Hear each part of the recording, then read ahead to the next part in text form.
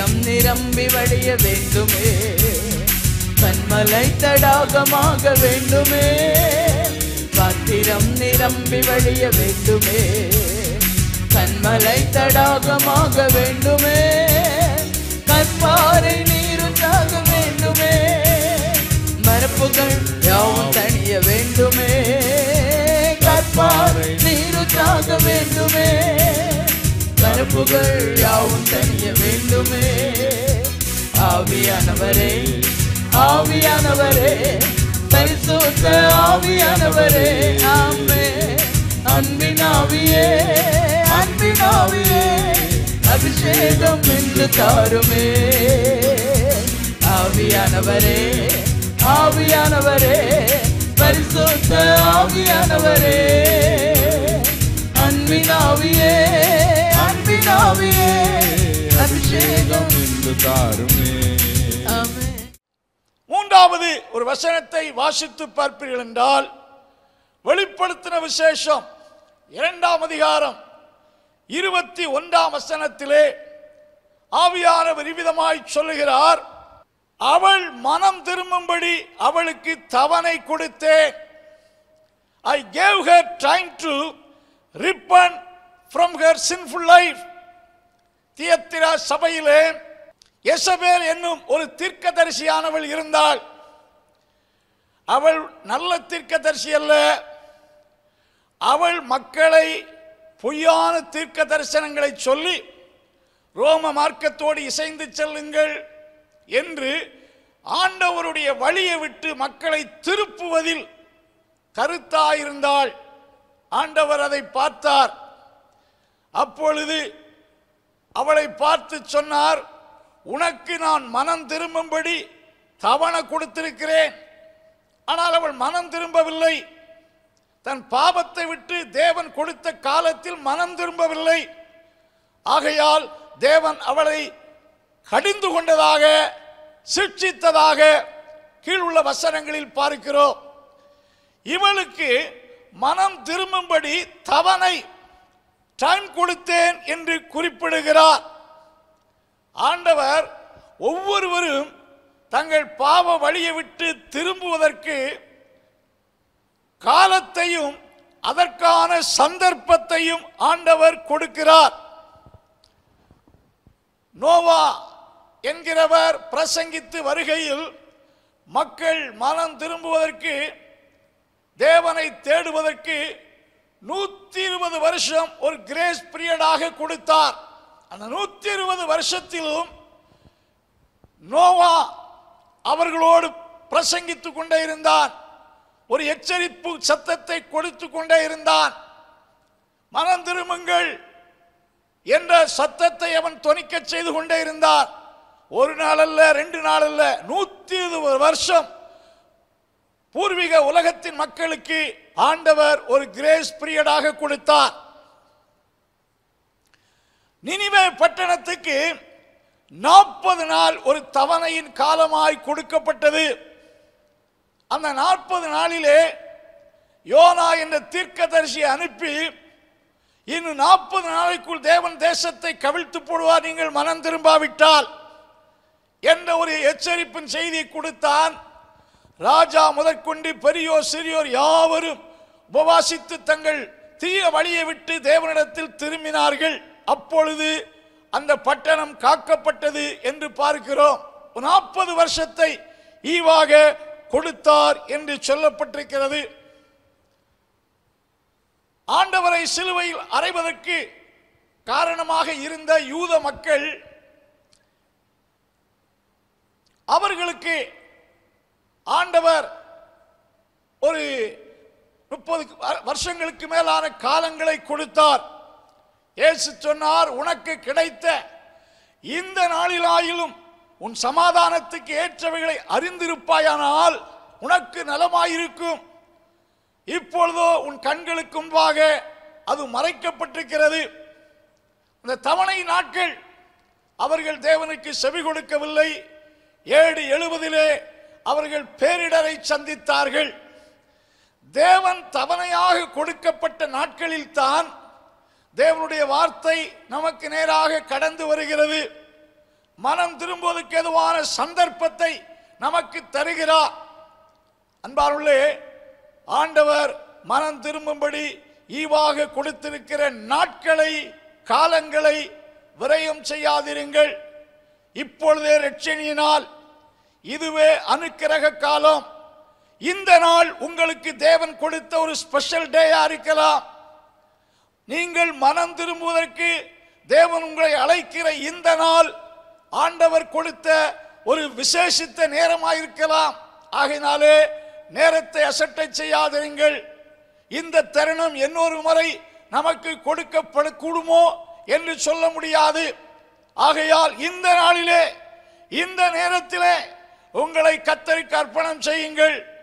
கர்த்தர் உங்களை மனம் திரும்பும்படி அழைக்கிறார், மனம் திரும்பும்படி கட்டளையிட்டிருக்கிறார். மனம் திரும்புவதற்கு உங்களுக்கு கொடுத்திருந்த அநேக தருணத்தை இதற்கு முன்னால் நீங்கள் விரயம் செய்திருக்கலாம். அநேக கூட்டங்களிலே தீர்மானம் எடுத்து இன்றைக்கு மனம் திரும்பி விட வேண்டும், இந்த பாவத்தை விட்டு கர்த்தரிடத்தில் வர வேண்டும் என்று தீர்மானம் எடுத்து அதற்கு வழிகி போயிருக்கலாம். மீண்டும் ஒரு தருணத்தை தருகிறார். இப்படி எவ்வளவு காலம் நமக்கு தவணை நாட்கள் கொடுக்கப்படும் என்று தெரியாது. அன்பானவர்களே, இந்த நாளிலாயிலும் உங்கள் மீட்புக்கேற்ற வழியை தெரிந்து கொள்ளுங்கள். ஆண்டவராய் இயேசு கிறிஸ்து மக்கள் மனம் திரும்பணுங்கிற காரியத்தில் மிகவும் கருத்தாயிருக்கிறார். ஆகையால் தான் சீசர்களை பார்த்து இவ்விதமாய் சொன்னார், மனம் திரும்புதலும் பாவ மன்னிப்பும் எருசலேம் தொடங்கி என் நாமத்தினாலே சகல மக்களுக்கு அறிவிக்கப்பட வேண்டும். இந்த அழைப்பை ஏற்றுக்கொண்டு சீசர்கள் 1ஆம் நூற்றாண்டிலே உலகத்தின் பல பகுதிகளுக்கு சென்றார்கள். இயேசு கிறிஸ்துவின் சீசரில் ஒருவராகிய தோமா நம்முடைய தமிழகத்துக்கு வந்து பிரசங்கித்தார். இயேசுவின் கட்டளை ஏற்றுக்கொண்டு மனம் திரும்புதலை பிரசங்கித்தார். அநேகருடைய வார்த்தை கேட்டு மனம் திரும்பினார்கள். மனம் திரும்புதலை குறித்து மக்களுக்கு அறிவிக்கும்படி ஆண்டவர் சீசர்களை பணித்தார். அன்பானுள்ளே, ஆண்டவர் கொடுத்த இந்த வாய்ப்புகளை பயன்படுத்துங்கள். ஆண்டவருடைய வருகை தாமதிப்பதின் நோக்கம் என்ன? மனம் திரும்புதல் ரொம்ப முக்கியமானது.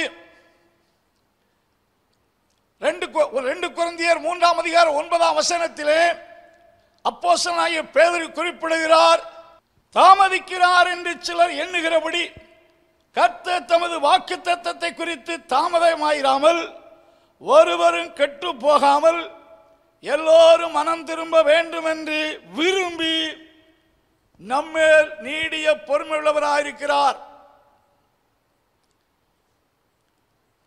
வருகை குறித்து தாமதமாயிராமல் எல்லோரும் மனம் திரும்ப வேண்டும் என்று விரும்பி தன் வருகையை தாமதம் செய்கிறார். அன்பானுள்ளே, உங்கள் மனம் திரும்புதலுக்காக he is waiting, he is making delaying his return. உங்க வருகைக்காக அவர் வர வேண்டிய நேரத்தை தாமதப்படுத்துகிறார். நீங்கள் மனம் திரும்ப வேண்டும் என்று he is waiting, பொறுமையோடு காத்திருக்கிறார். நம்மிடத்தில் காணப்பட்டதான பாவத்துக்கு உடனடியாக தண்டனை தர அவரால் முடியும். ஆனால் ஏன் தண்டிக்கவில்லை? குற்றங்களையும் பாவங்களை உடனடியாக தண்டிக்கவில்லை. இன்றைக்கு திருந்துவான், இன்றைக்கு மனம் திரும்புவான் என்று ஆண்டவர் நம்மேல் நீடிய பொறுமையா இருக்கிறார். இந்த பொறுமையை துச்சமாய் எண்ணாதிருங்கள்.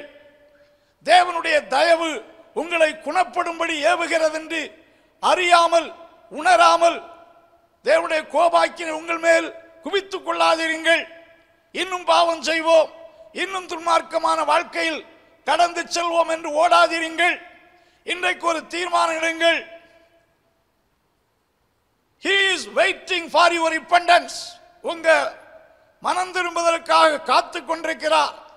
மனம் திரும்பாவிட்டால் என்ன நடக்கும்? ஏன் ஆண்டவர் இந்த காரியத்தில் இவ்வளவு கருத்தா இருக்கிறார் என்றால், அந்த வசனம் சொல்லுது, மனம் திரும்பாவிட்டால் unless you repent you shall perish.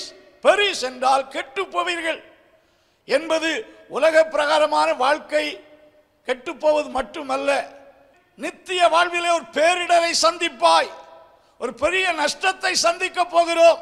ஆகையால் தான் இதை உணராமல் மனம் போன போக்கிலே, தீய வழியிலே, பாவ வழியிலே சென்று கொண்டிருக்கிற மக்களுக்கு என் அழைப்பை தெரியப்படுத்துங்கள், என் கட்டளையை தெரியப்படுத்துங்கள், என்னுடைய மனதை அவர்களுக்கு வெளிப்படுத்துங்கள் என்று சொல்லி உங்கள் மனம் திரும்புதலுக்காக உங்களை படைத்த ஆண்டவர் வெயிட் பண்ணுகிறார். இன்னும் நேரம் தாழ்த்தாதீர்கள், இன்னும் காலத்தை புறக்கணிக்காதீர்கள். Take a decision today to repent from your sinful life. God invites you, உங்களை அழைக்கிறார். He is waiting for your repentance. உங்கள் மனம் திரும்புதலுக்காக காத்து கொண்டிருக்கிறார். மனம் திரும்பினால் ஆண்டவர் இந்த நாளிலிருந்து உங்களை ஆசீர்வதிக்க தொடங்குவார். உண்மையாக பாவத்தை விட்டு மனம் திரும்பினால் உங்கள் வாழ்க்கையில் தேவன் ஆசீர்வதிக்க தொடங்குவார். கர்த்தர் உங்களை இந்த வார்த்தையினாலே ஆசீர்வதிப்பாராக.